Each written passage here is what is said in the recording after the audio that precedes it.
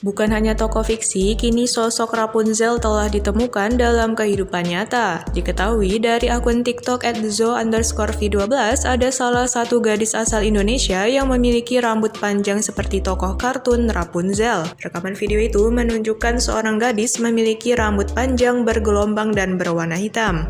Tengah asyik berjoget sesuai dengan lagunya.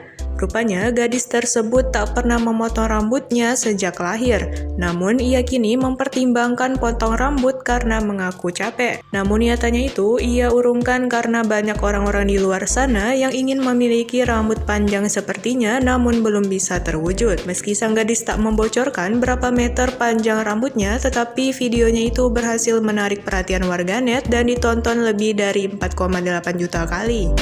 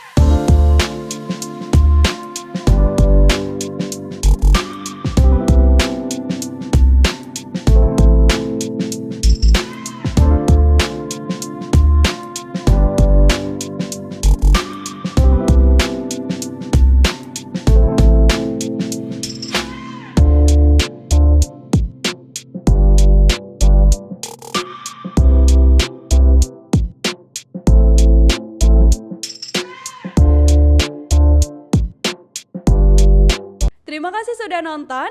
Jangan lupa like, subscribe, dan share ya.